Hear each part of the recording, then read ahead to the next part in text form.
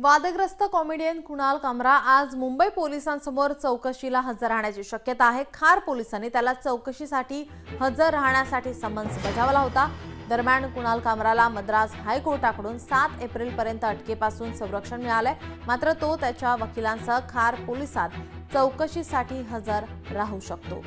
तर आज तो चौकशीला हजर राहण्याची माहिती सध्या समोर येते अशी शक्यता वर्तवली जाते। त्यामुळे आता कुणाल कामरा आज पोलिसांसमोर हजर राहणार की नाही याकडे सर्वांचं लक्ष लागलेलं आहे। तो मुंबईत आल्याची माहिती सध्या समोर येते आहे।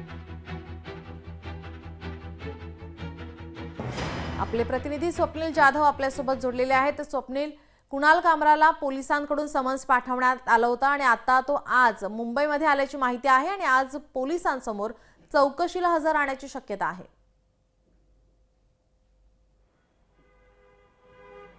नीलम, कॉमेडियन कुणाल कामरा हा मुंबईमध्ये खार पोलीस ठाण्यामध्ये येऊन चौकशीला हजर राहण्याची शक्यता आहे। काल खरं तर समन्स कुणाल कामरा याला बजावलं होतं, मात्र कालच्या दिवसामध्ये तो पोलिसांसमोर हजर झाला नव्हता। मात्र आज या ठिकाणी कुठेतरी शक्यता वर्तवण्यात येते। आपण कटारिया निवासस्थानी आहोत, ज्या ठिकाणी कुणाल कामरा याचं घर आहे। खरं तर या ठिकाणी सुद्धा काल पोलीस आले होते, पोलिसांनी चौकशी सुद्धा केली। कुणाल कामरा हा मुंबईत आहे का, त्यांच्या घरच्यांनी सुद्धा संवाद साधला होता आणि यानंतर पोलीस पुन्हा रवाना झाले होते। मात्र आज कुठेतरी शक्यता वर्तवण्यात येते की कुणाल कामरा हा पोलिसांसमोर चौकशीसाठी हजर राहील, परंतु कुणाल कामरा याला 7 एप्रिलपर्यंत मद्रास हायकोर्टाने अंतरिम जामीन दिलेला आहे। त्यामुळे एकूण 7 तारखेपर्यंत तो कधीही मुंबई पोलिसांसमोर हजर राहू शकतो आणि त्याचा जबाब नोंदवू शकतो। मात्र आज कुठेतरी जास्त शक्यता वर्तवण्यात येते, त्यामुळे पोलीस सुद्धा अलर्ट मोडवरती पाहायला मिळतात।